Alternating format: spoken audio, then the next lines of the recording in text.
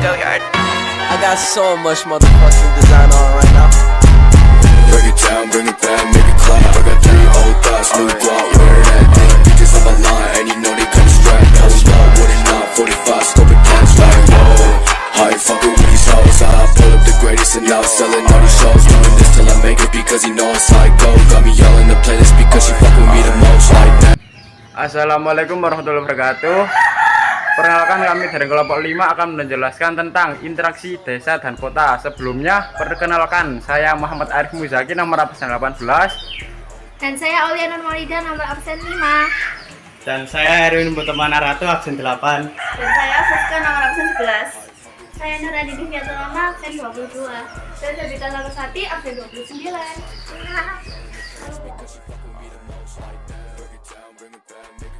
Berdasarkan Undang-Undang Nomor 6 Tahun 2014 tentang Desa, desa didefinisikan sebagai kesatuan masyarakat hukum yang memiliki batas wilayah yang berwenang untuk mengatur dan mengurus urusan pemerintahan, kepentingan masyarakat setempat berdasarkan prakarya masyarakat, hak asal-usul, dan hak tradisional yang diakui dan dihormati dalam sistem pemerintahan NKRI.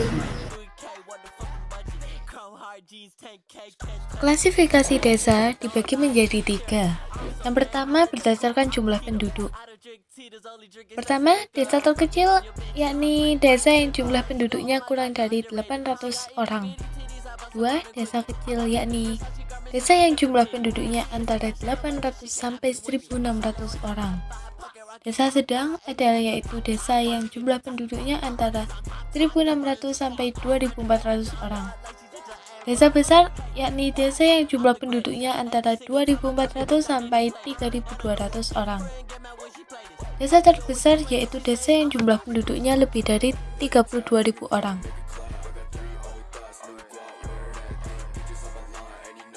Pola keruangan desa terbagi menjadi 4. 1. Pola memusat. Pembangunan pola memusat ada pada satu titik yang berdekatan. Pola memusat juga memiliki nilai kekerabatan masyarakat yang tinggi. Dan pola memusat banyak terdapat pada daerah dataran rendah. 2. Pola mengelilingi. Pembangunan pola mengelilingi sebuah fasilitas tertentu seperti mata air, danau, atau waduk yang cenderung mengelilingi fasilitas yang dibutuhkan masyarakat untuk hidup. 3. Pola memanjang. Pola memanjang biasa ditemukan pada pemukiman dekat jalan, pesisir, atau sungai. Membangun rumah dan gedung mengikuti sebuah garis yang memanjang. 4. Pola menyebar. Pola menyebar tidak merata di suatu titik tapi menyebar atau berjauh-jauhan. Banyak terdapat di daerah pegunungan. Perkembangan desa dibagi menjadi 3 bagian, yaitu desa swasembada, desa swakarya, dan desa swadaya. Desa swasembada atau desa disebut dengan desa maju atau berkembang adalah desa yang masyarakatnya dinilai mampu memanfaatkan dan mengembangkan potensi yang dimiliki desa tersebut, baik sumber daya alam maupun fasilitas yang telah disediakan oleh pemerintah. Selain itu, desa yang tingkatnya desa swakarya termasuk desa yang tingkatnya berada di bawah desa swasembada. Desa swakarya adalah desa yang sedang dalam perkembangan pola pemikiran yang mulai terbuka dan memiliki sarana yang mampu meningkatkan perekonomian, pendidikan, atau bidang lainnya. Sedangkan desa swadaya bisa disebut desa yang tertinggal, daerah yang terisolir sehingga memiliki pemikiran masyarakat yang lebih primitif dan tertutup dari segala pengaruh dari luar. Masyarakat ini juga masih berpedoman kepada teguh dan kepercayaan serta minim sarana dan prasarananya. Manfaat desa yaitu 1. Desa sebagai hinterland. Salah satu fungsi desa yaitu sebagai hinterland atau penyangga yang mensuplai kebutuhan pokok. Yang kedua, desa sebagai pelestarian kearifan lokal. Fungsi desa selanjutnya adalah melestarikan kearifan lokal. Ada banyak budaya lokal yang masih ada di dalam masyarakat pedesaan. Yang ketiga, desa sebagai sumber tenaga kerja. Penduduk desa yang hidup atas dasar gotong royong menjadi tenaga produktif dan membangun tenaga atas dasar gotong royong. Yang keempat, desa sebagai mitra pembangunan. Selain menjadi sumber tenaga kerja, masyarakat pedesaan juga berperan dengan mitra dalam pembangunan perkotaan.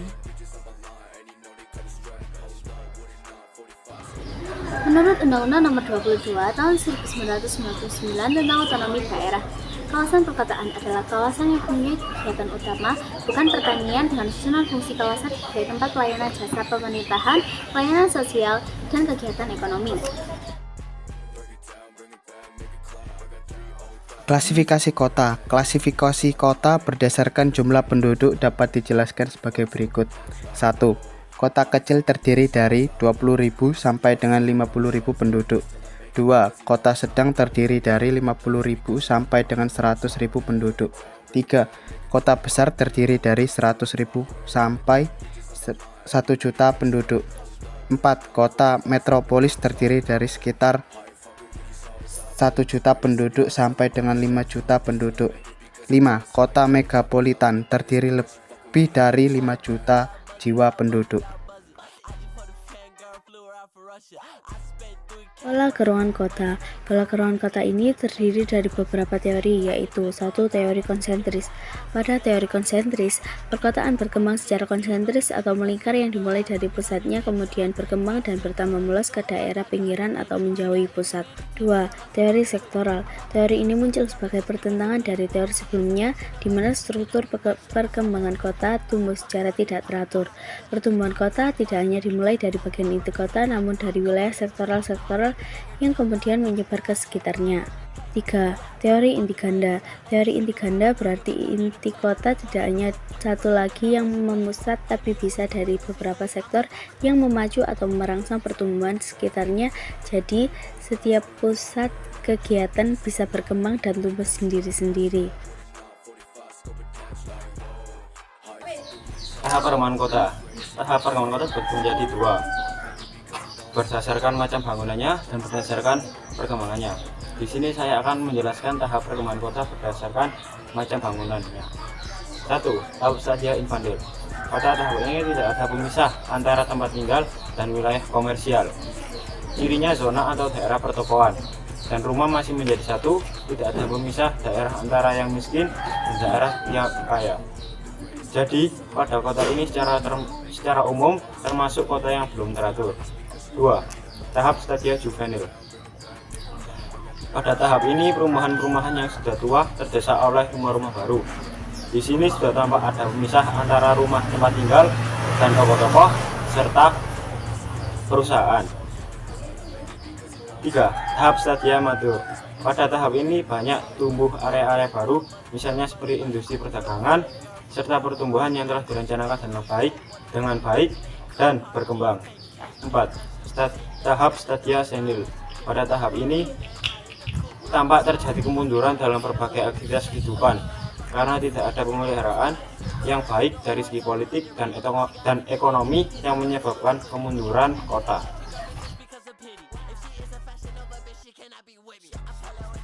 Manfaat kota. 1. Sebagai pusat pemerintah. Fungsi pertama dari kota adalah sebagai pusat pemerintah. Seperti yang sudah diketahui oleh banyak orang, bahwa kota itu sendiri memiliki fasilitas pelayanan yang lebih lengkap bila dibandingkan dengan pelayanan yang ada di pedesaan. 2. Sebagai pusat pendidikan. Fungsi kedua dari kota adalah sebagai pusat pendidikan. Dan menjadi hal umum bahwa pendidikan yang ada di suatu wilayah atau daerah harus benar-benar diperhatikan karena akan memengaruhi sumber daya manusia di wilayah tersebut. 3. Sebagai pusat informasi. Pembangunan pada setiap wilayah, baik itu kota atau desa, harus dilakukan agar semua fasilitas pelayanan, fasilitas umum, dan sebagainya juga ikut berkembang menjadi lebih baik. Bentuk interaksi ada 3. Yang pertama adalah perpindahan penduduk. Mobilitas penduduk adalah interaksi dalam bentuk pergerakan atau perpindahan manusia. Contohnya, emigrasi, imigrasi, transmigrasi, urbanisasi, serta jalanan penduduk antar wilayah untuk bekerja atau berwisata. Kedua, perpindahan komunikasi. Komunikasi adalah interaksi melalui perpindahan ide atau gagasan dan informasi. Contohnya, pengiriman informasi baik secara langsung maupun tak langsung seperti membaca koran, berita, melihat televisi, internet, dan lain-lain. Perpindahan barang dan jasa. Transportasi adalah interaksi melalui perpindahan barang dan jasa. Contohnya, pengangkutan barang perdagangan, dan lain-lain. Interaksi tersebut terjadi jika biaya yang dilakukan interaksi antar daerah asal dan tujuan lebih rendah dari keuntungan yang diperoleh. Contohnya, seseorang yang pergi ke tempat kerja karena penghasilannya mampu menutupi biaya yang dikeluarkannya.